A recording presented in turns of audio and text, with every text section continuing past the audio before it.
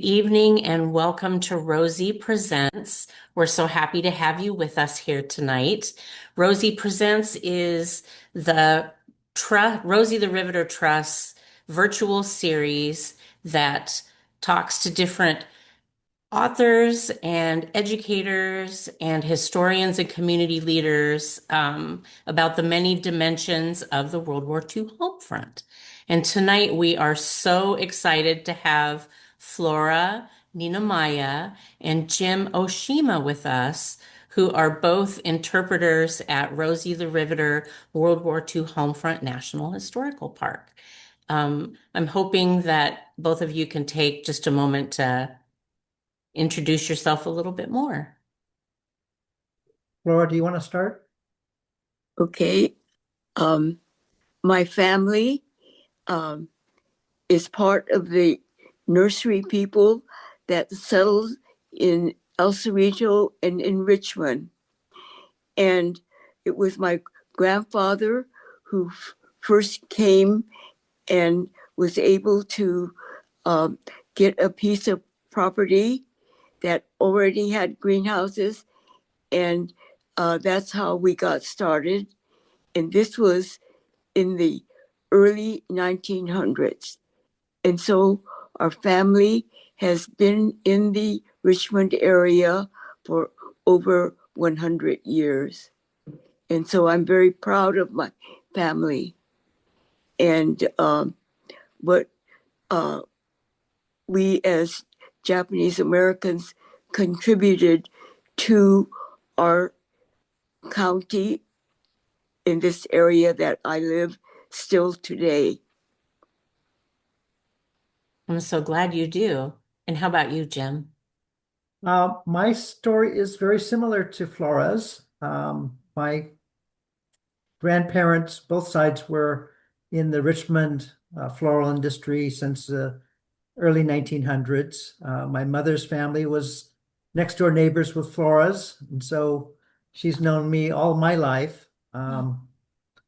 Unlike Flora, I am younger, so I was not incarcerated during World War II, as Flora and her family were, and my father and his family.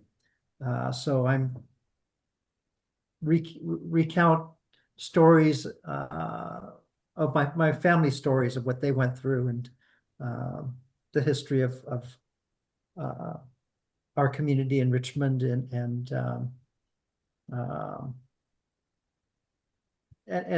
what happened during the war to our families. That's a really good segue into my next question, which is, what is Blossoms and Thorns, a community uprooted? I don't know if everyone knows what it is. Well, Blossoms and Thorns is a 20-minute documentary that the Contra Costa Japanese American Citizens League, which is a civil rights group, made specifically to present at the Blossoms and Thorns at the Richmond Rosie the Riveter Museum. And we had a very iconic member in Contra Costa JACL who realized in the year 2009 that there was going to be a museum here to tell the story of the Rosies, or the women who left their homes during World War II to work and contribute to the war effort to make this country able to continue in the war effort, because so many of the men were drafted into the armed services. So she said that this museum is going to tell this story. But it's so important that Americans also know the story of Japanese and Japanese Americans who were incarcerated and sent into government prison camps in the remote areas of the United States. So it made sense to all of us that it's important to tell other parts of the history that people don't normally hear. Flora, one thing it dawns on me, you're in the Blossoms and Thorns movie, and about 12 years ago, so 12 years, you're in your, I don't know, late 70s, I guess. You and uh, Franz and um, Franz AB and Lina. Ruby, yeah, Um, Ruby but the Hiramoto. right, but the particular segment, you're a mature, older person giving a description of what happened. But how old were you and your sisters and brother when you were taken by the government and incarcerated? When we left Richmond in February of 1942, my oldest sister Alice was 10 years old, and I was 7. And the sister between us, my sister Martha, was probably in between. So I don't know. We were very young children. Yeah. And your youngest sister, Anne, how old was she? And my youngest sister was an infant because she was born in 1941, in July of 1941. So she was an infant in February of 42. So the importance is I want people to have an imagery of Flora as a 7-year-old and her virtually newborn sister and brother and siblings, not as an adult that we see her today. And it's an important image that what happened to the community on the mainland primarily. Yes, yeah. And the other 2 people that were part of the interview were older than I was. They were the average age of the Nisei at that time. One was Tom Oishi, and they had a nursery in El Cerrito, and the other was Ruby Adachi Hiramoto. And their family had greenhouses, but also they were in the retail business. And she was an adult. Both were adults. Can we go backwards for just a second? And for people who don't know what Nisei means, can you tell people what that means? The first generation, the immigrants from Japan were called Issei, So that's the first the generation. first generation. Okay. Their children who were born here are called Nisei, the Nisei. second generation. Okay. And Jim is a Sansei because he's a child of 2 Nisei. Oh, okay. And it goes on and on using the numbers. Yonsei Okay. is 4th, Mhm. Gosei is 5th. Now, Okay. just for clarification, Mhm. the Japanese community counts their generations different than a lot of other ethnic communities. Okay. A lot of ethnic communities, their first generation is first generation born in America. I see. Okay. Thank you for clarifying that. I'm sure probably everyone knows, but maybe somebody someday who watches might not. So, what do visitors usually expect and what surprises them with your story?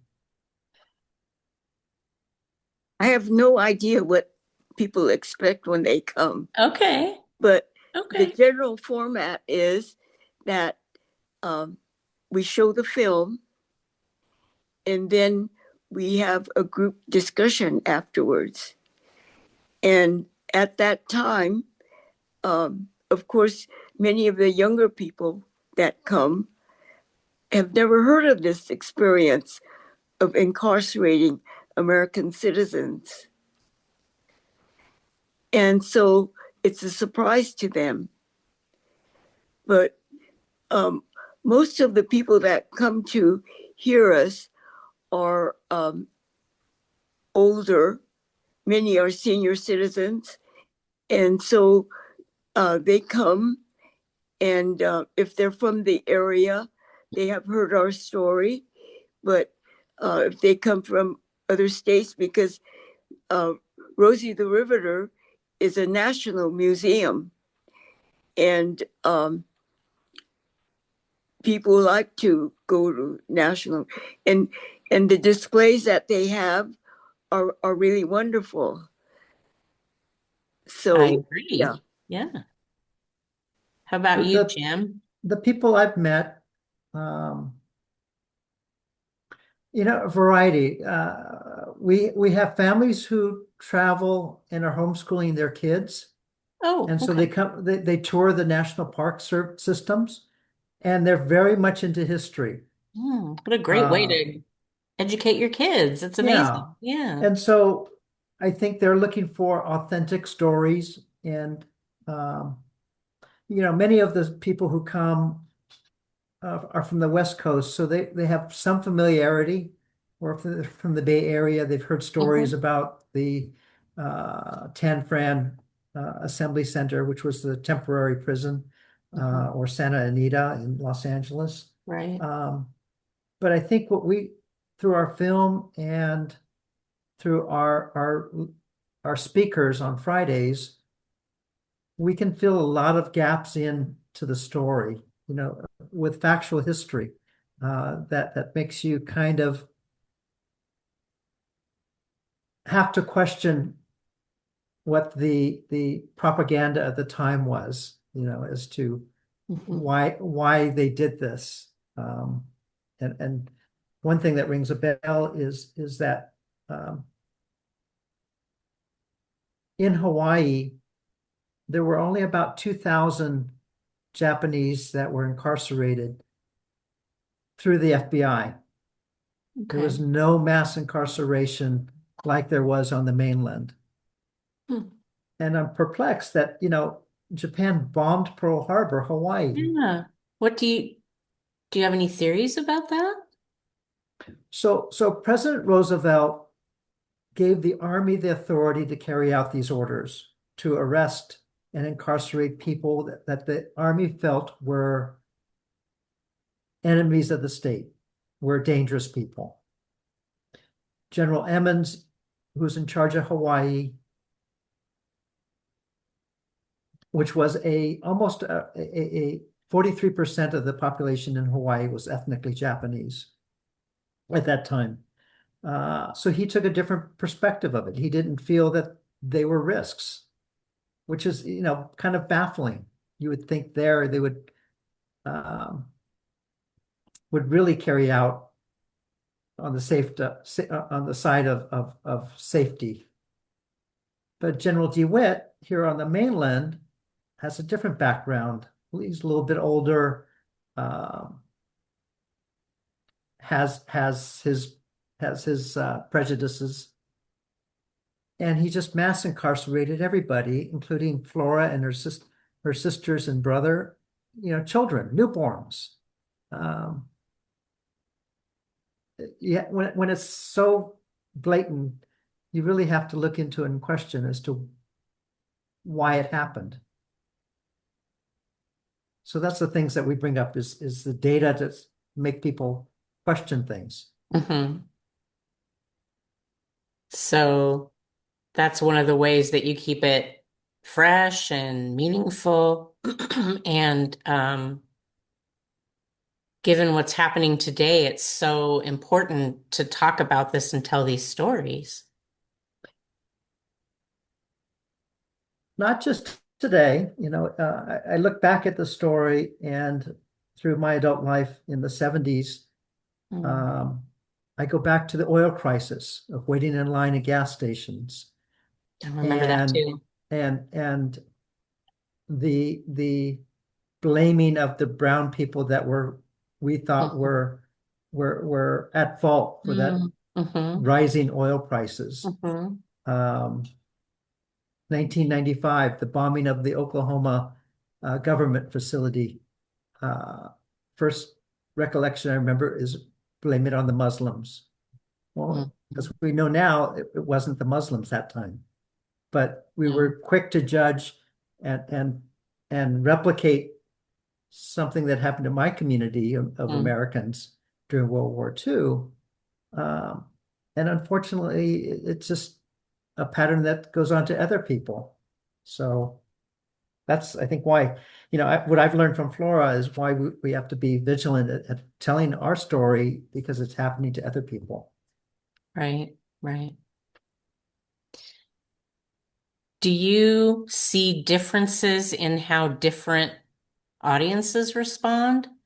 Like, do students respond differently than, say, tourists do?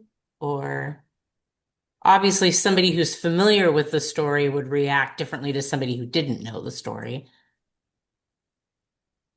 Flora, do you want to start on that or? Well, when we have young students that come, I'm surprised how much they have studied Oh, good. and how much they have feelings for other people that are have different ethnicity from them. Hmm. And it's surprising that young students can relate to injustice. Hmm. And so um,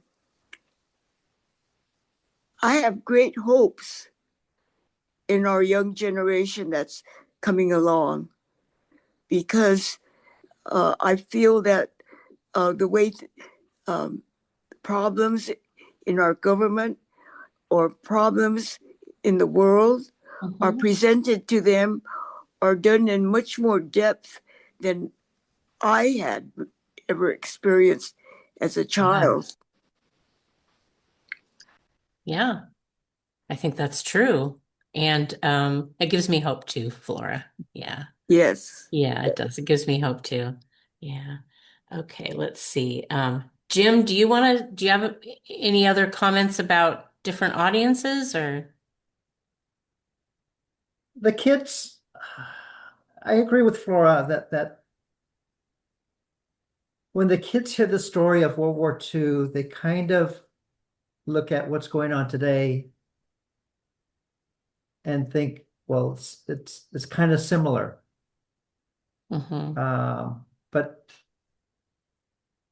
they because we don't know what's going on in these incarceration camps today, this is an avenue for what it was like for kids and adults to be taken away and the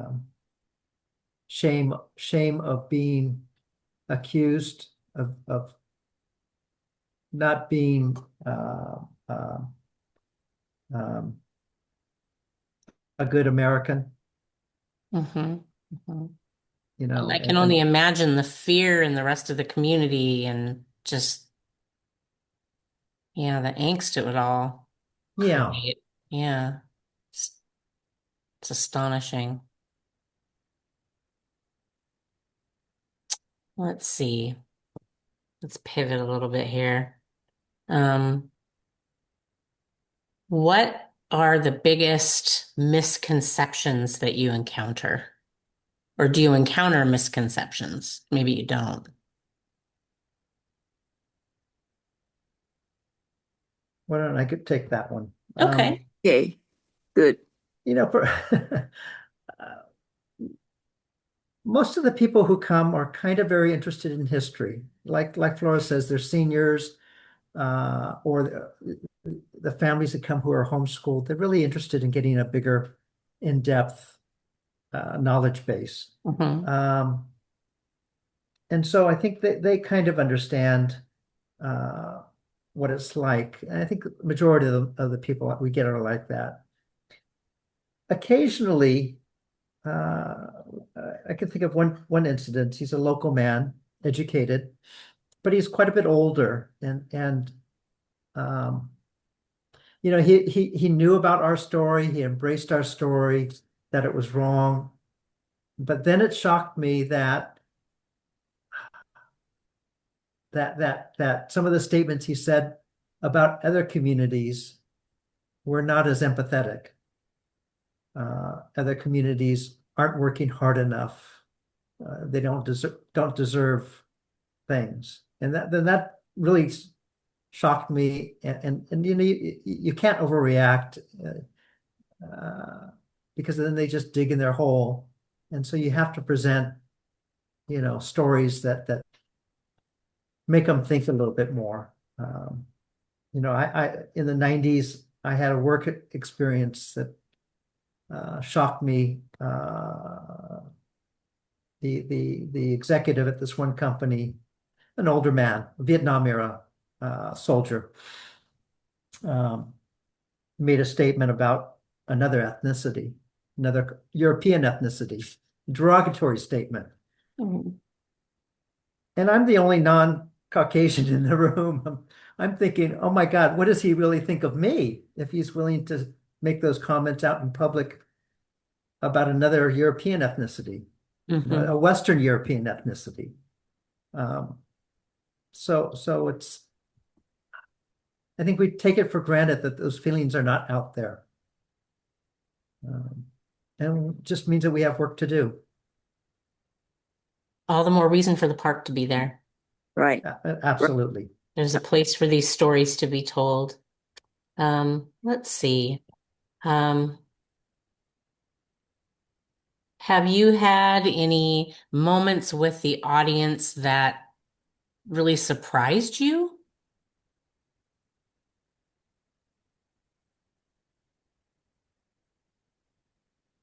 Anything come to mind, Flora? I can't think of any No? Okay. time. Yeah. Um, but we had people come from all over, Mhm. and we even had Europeans that were incarcerated Hmm. during World War II. And when that happened, um,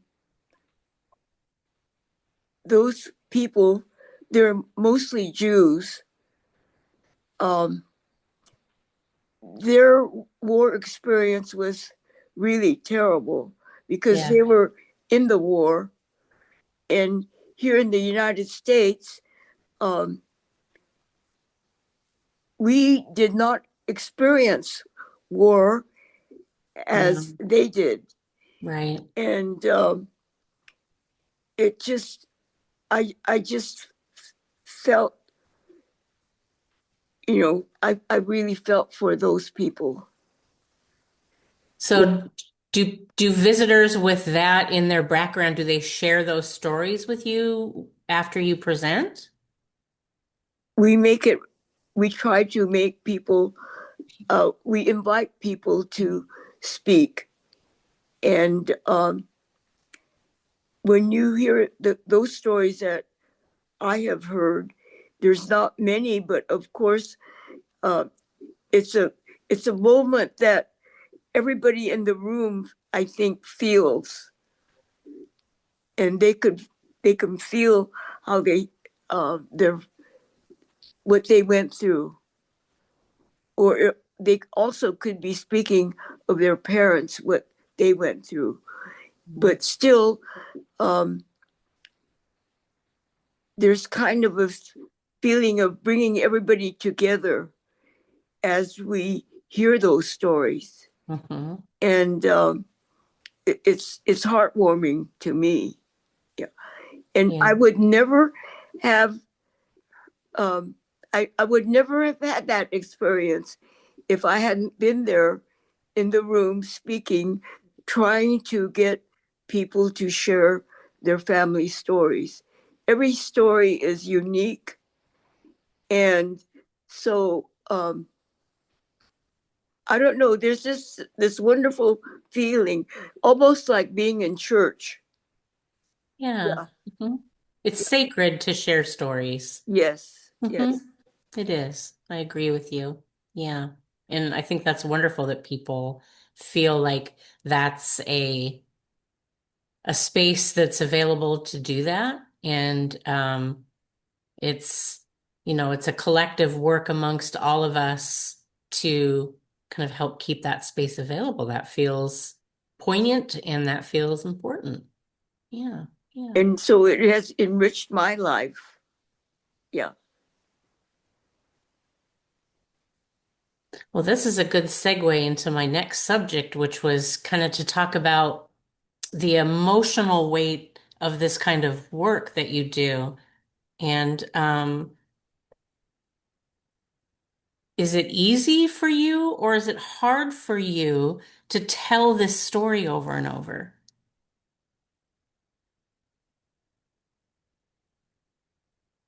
Well, Emotionally. yeah. Um, I'm just accustomed to doing it now. Yeah.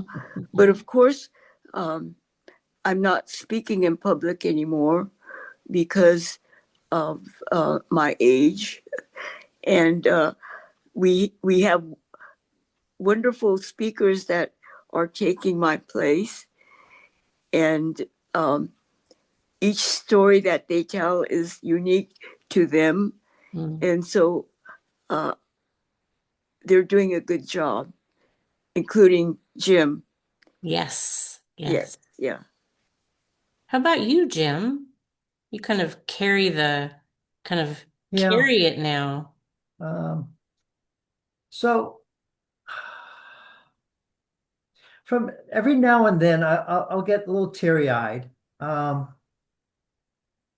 Usually it's about the people that actually helped our community. Mm. And Mhm. and these are some stories I picked up from Flora. We have a local bank, uh, at the time was owned by the Downer family. Downer, And Downer. Okay. like the school, Oh, down. Oh, okay. Great. Okay. well-known family in the Okay. city. Um, Edward II, most of the flower nurseries in Richmond banked with this bank. Okay. I think maybe 19 out of 20 of them banked with this bank, and Oh, one wow. one Okay. family did not. Mhm. Mr. Downer, so after 30 years of a relationship with this community, Mr. Downer took the agricultural mortgages out of his bank vault in fear that his lending board would foreclose on these properties. Mhm. Because of all the shipyard workers, there was a need for residential Oh, land, okay. which was Sure. much more valuable than agricultural land. Mhm. And so the bank could have made a fortune foreclosing and reselling, reparceling these lands. Sure. But he didn't do that. He took these mortgages out of the bank vault and took them home and protected them and did not foreclose on them. And so when the families got back, they made their arrangements to catch up on things. Yeah. My dad's family did the same thing with a Mr. Satui in Mm. San Francisco, an Italian American gentleman, Mhm. or I don't know his generation. Mhm. Um, and so when I think about, and same with the AB family across the street from Flora's family and my mom's house nursery. Mhm. Uh, when it was out of favor, they stepped up to help people. Even though it could have easily people could have chastised them and not do business with them anymore. Could have really worked out negatively to them. Uh, but they stepped up. Unfortunately, we have people who are willing to profit on the other extreme, and they did so to take advantage of Japanese people who were being incarcerated. So when I think about those people helping, uh, I get a very grateful in my heart, and Mm. sometimes I'll get Mhm. emotional about that. Um, or um, some of my uncle Fred served in the U.S. Army, um, being recruited from an incarceration camp. Oh, for heaven's sake. Okay. Um, and he won a Bronze Star. And listen, I tell the stories about his and the 442 units that what they came across, and just proud, a lot of pride in what they overcame, uh, and things. So Just had a question pop up here. It's from Amanda Kim, and they ask, can Flora or Jim talk about the multiple displacements, which was so common for Japanese Americans? For example, sorry, I'm having to peer at this, it's small. For example, the incarceration followed by resettlement and then another loss through redevelopment. why don't I take that one? Okay, that's a Good, lot. good. Yeah. Okay. So in the mainland, uh, the War Relocation Authority created 10 permanent camps, from California to Arkansas to house 120 or so thousand uh, ethnic Japanese Americans. In 1945 and 46, those camps were closed. Um, and the government hired a man to basically manage the emptying of the camps and to resettle people.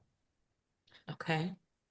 One of the programs that they did was to move ethnic Japanese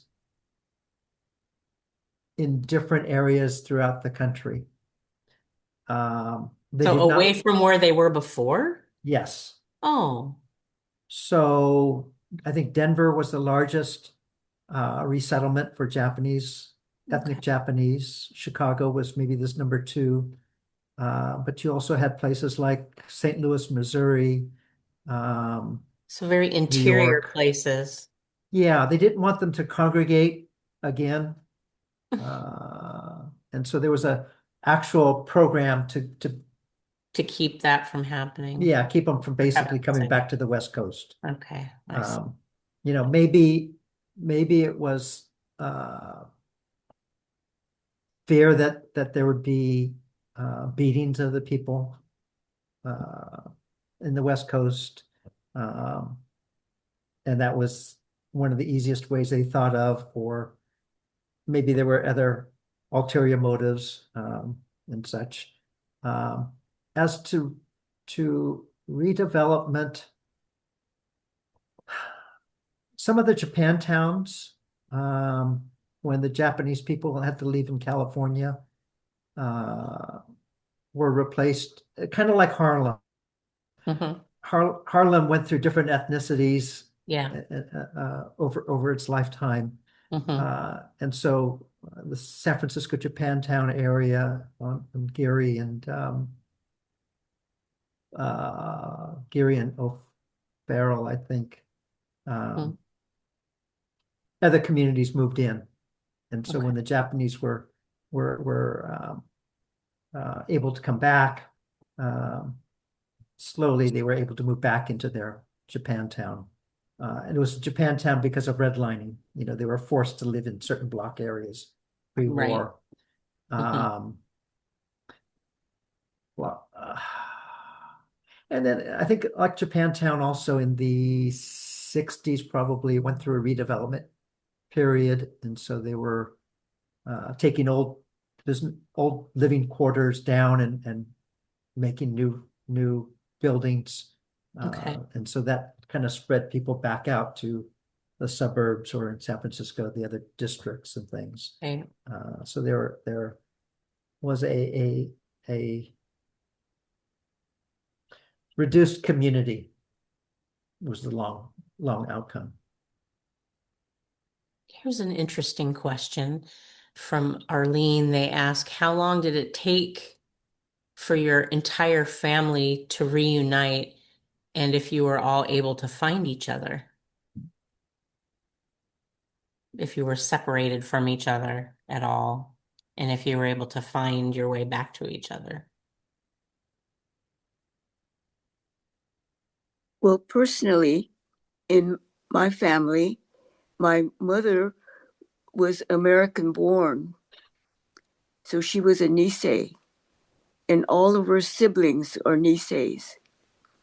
Okay. Of course, we returned to Richmond because our property was cared for by our neighbor, and also by the Mechanics Bank, because our family did have a mortgage with uh, the county, with the bank. And so the one thing is that when there's a mortgage, you still have to pay the property tax. And the property tax is paid to the county. And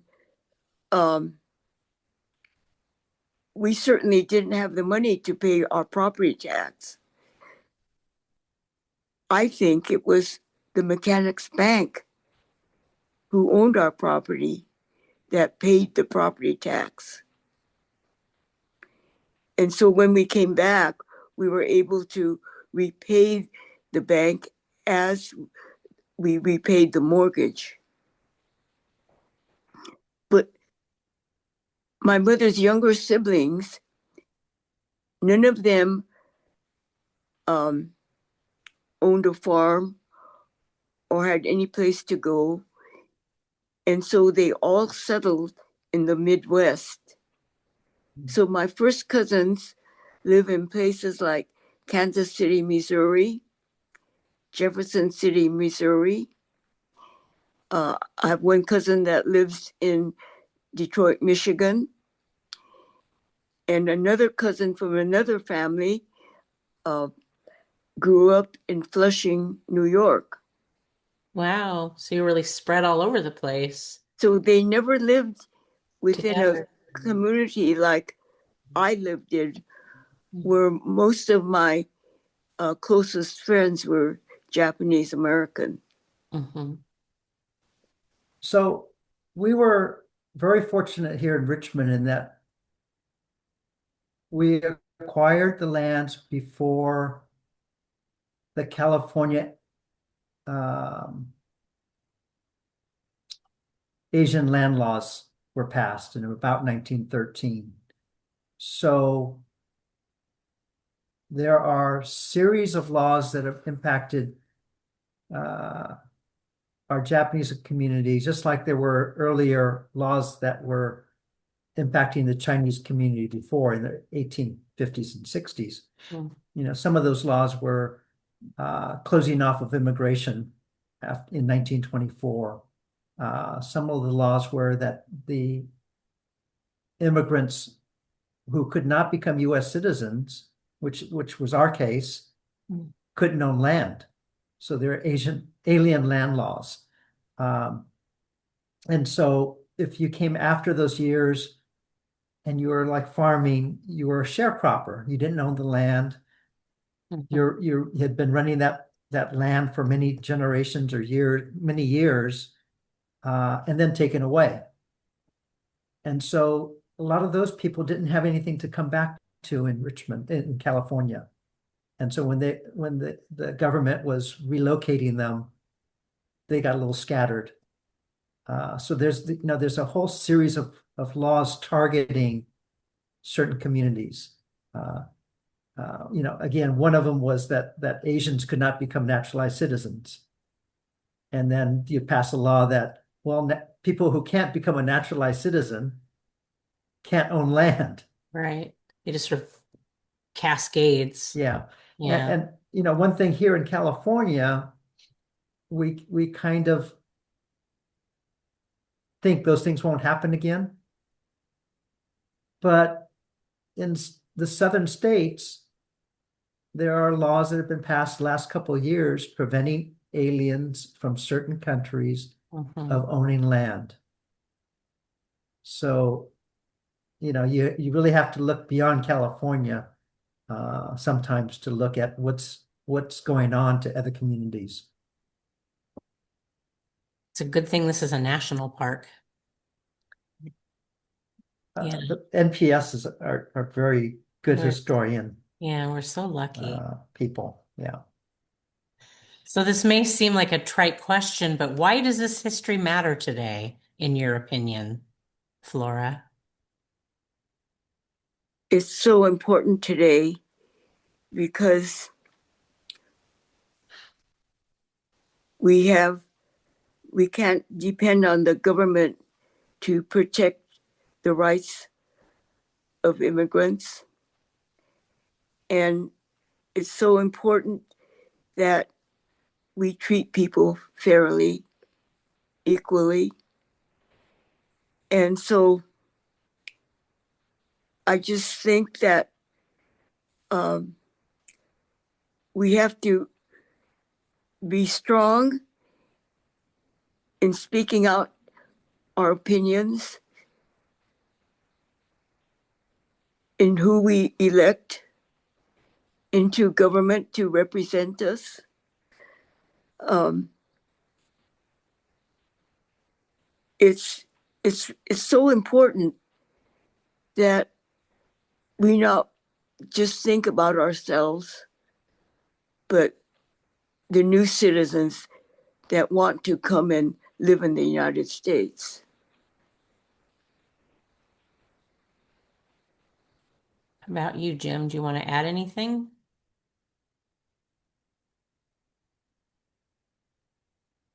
You know, it it's I'm tongue-tied a little bit on this topic. Oh, okay. Well,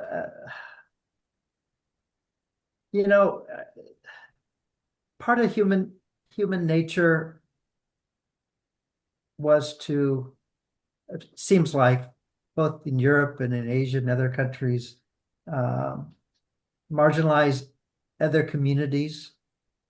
If it's tribesmanship or based on the country that you're from. As I mentioned before, the statement made by this executive about two Western European countries and disparaging the other. Um, especially when the economy is tough, then you start to marginalize the other community, and it's then okay to limit um, their rights, their civil rights. It's Mhm. nothing new, but it just seems like it's, as I mentioned before, in the 70s and the 90s, it was starting to raise its head. And Mhm. again today, we marginalize certain communities. We've the Chinese and Japanese communities and European communities, I'm sure, were brought over as cheap labor. And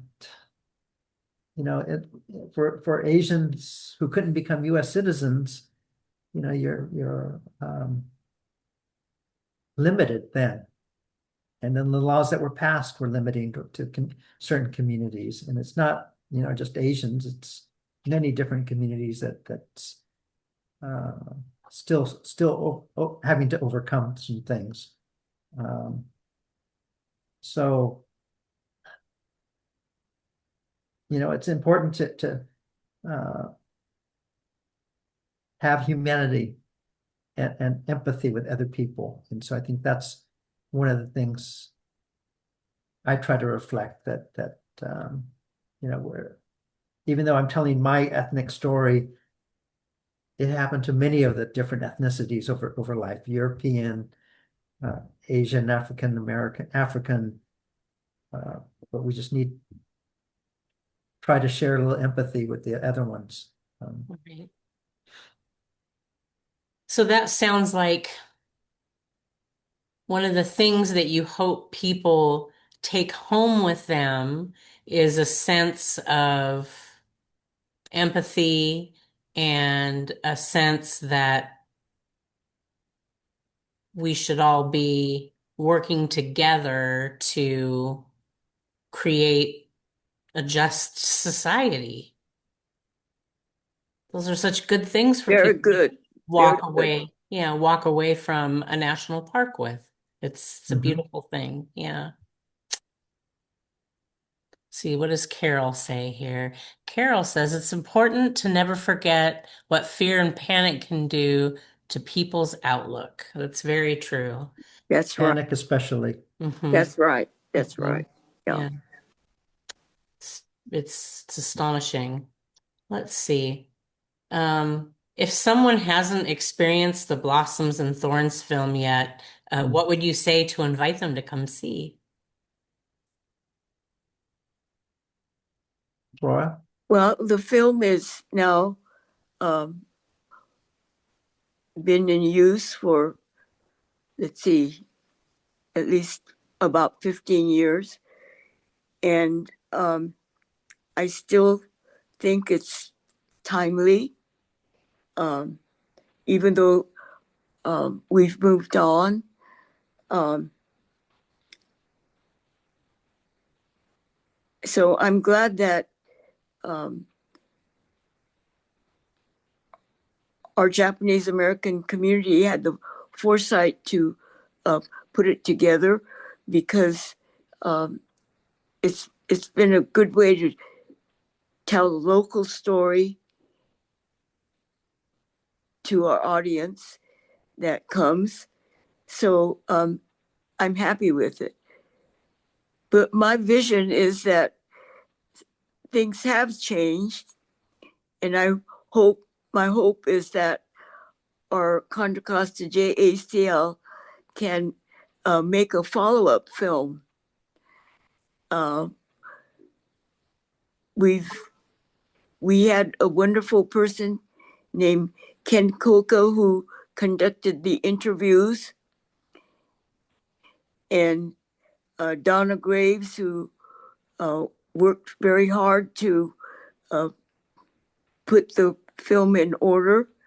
And so um, it's my dream that we can um, make another film to present at Rosie the Riveter. But I don't know, it's work in progress. Yeah. So also, Flora has retired from speaking. Um, One of our other earlier speakers, Ben Takeshita, has retired and passed away. Um, since they were young kids imprisoned, to me, their story really resonates. And I do try uh, to tell parts of their story. Um, and so this somebody had asked, what's the schedule for Blossoms and Thorns? Yeah, let's tell It's people. it's it's shown every day at Rosie the Riveter Visitor Center, at least at 2 p.m. On Fridays, we have one, two, three, four speakers now. Um, and we're still looking for other speakers to join in to alleviate the workload. So every Friday at 2 p.m., we have a speaker that speaks and tells their family story after the film showing, and then on the third Saturday also at 2 p.m. Um, and you can also see different versions of interviews and the film on YouTube, either through the National Park Service or through the Richmond Museum, Richmond Library, and then now Rosie the Riveter Trust will have its version of this, and So Yeah, it's this important to will get the live. story out Yeah, there. this will live on our website for sure. And one of the reasons why we did this program tonight was to capture you both talking about this important and timely subject. Yeah. Let's see. I think there was another question in here. Let me grab it. So Um, Pam, going back a bit, one yeah. of the things that has stuck with me Hmm. is one of our visitors was a Sansei woman, third generation. Okay. Her father was a Nisei military intelligence service. Oh. So the military intelligence were American soldiers Hmm. that were trained by the US Army in linguistics, the formal Japanese language. Oh. And Okay. her father was attached to Douglas MacArthur Wow. in the Philippines Amazing. before he left the Philippines. And so he Wow. accompanied him to Australia. And Wow. then they came back into the Philippines, the famous MacArthur, I have returned shot. Hmm. He's there with him.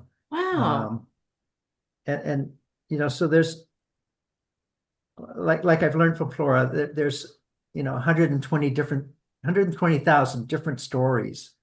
Um, and we're just telling a few, but when you get into the stories, they're quite amazing what people have done uh, in facing adversity and still overcoming. Um, all people. It's not just my community, but all people. Uh, what they've done to overcome things. So it's very, very uplifting. Yeah. Yeah. Well, we're getting close to the end of our time. Is there anything else that you wanted to talk about, Flora, that we didn't cover? Well, I think that we've had a very good uh, session tonight, and I'm Excellent. I'm pleased to glad you be think so. here. Yeah, Good. thank you. You're welcome. How about you, Jim? Was there anything else that I Yeah, skipped over? one of your questions that you'd had sent us earlier Hmm. was what makes seeing the visitor center unique? And so I'm going to Yeah. talk Yeah. Oh, broader please about do. Rosie Okay. the Riveter. Lovely. And Please do. as I've worked with the different rangers and different volunteers at Rosie the Riveter Visitor Center and our speakers and done my research, um, I've come to my personal argument or thesis that World War II was the kickoff point for getting rid of segregation in all aspects. Um, White women primarily and all women were limited to the roles that they could uh, do in their jobs. Only 20 years earlier they had gotten the right to vote. Vote. Yeah. And so the changing of our Constitution and the laws progressing, giving more marginalized communities fair, equal, almost equal treatment. Yes. We're still striving for that. Hmm. But for looking at white women, they going through World War II and showing up at Rosie the Riveter to do their part. Now you add in Black women, Black men, Latinos, Native Americans. Um, the Army Italian was segregated. Americans. Hmm. Hmm. Everybody, Everybody. they showed up Hmm. uh, and and and did their patriotism for America, and showed that they can work together. Different, you know, Irishmen and Italians, blacks and whites, Latinos, women and men, Hmm. and doing it in the role of this hardest job. It broke down some of those segregation that we didn't talk about back then. Now, add in what happened to the Japanese American community. They were imprisoned, but yet their young man volunteered from imprisoned camp to serve the U.S. Army Mhm. in combat, and so they got their credibility from being in combat. Mhm. It wasn't until 1945 that African Americans got to see combat. Mhm. And so they got that credibility that they were as good of a soldier in combat as any other soldier. And so you're coming out of that war and World War II, um, still not fair. You still have barriers, but you as marginalized communities now have proved that you've done the hardest job and you've come out of it. And so to me, the Rosie the Riveter story is more than just women. It's the whole nation coming out of a segregated existence. You know, uh, we didn't use the term segregated back then, but it was segregated. Mhm. Yeah. Yeah. Uh, and so we owe, what we can do today to that period as a kicking off point of getting rid of that segregation. So that's really what feeds me in this story is um, It was the turning point. Yeah. exactly. It was Thank the you. turning point. Yeah. Yeah. And then along with that, uh, Betty Reed Stoskens Mm. was one of the most iconic rangers that we had at Mhm. Rosie the Riveter. Indeed. And throughout her life, she reinvented herself. It's inspiring to that we got to know her and also to be able to read her life story in her book. We're excited to have her movie coming to the rotation at the visitor center. So that's going to be really neat, something we can add in. It's a little longer than some of the other films, but we really want to make it available to people at the visitor center. So will it be shown on a regular basis? Yes. Okay. Yes, Great. yay. So, newsflash, everyone. Well, we are at the 8 o'clock hour.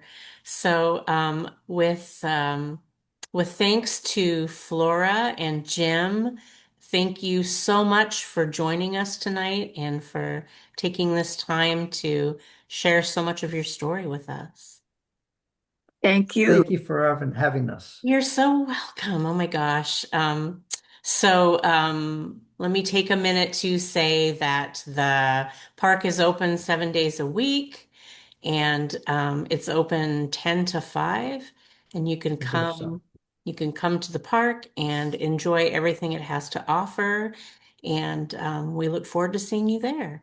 I believe there's Rosie's tomorrow. I think Jean will be there. So if you want to hear a Rosie, come to the park tomorrow at 10:30. And with that, we'll say goodnight. Thank you so much. Have a great night, everyone. Thanks for Thank being you. here. Thank you, everybody. Thank Bye-bye.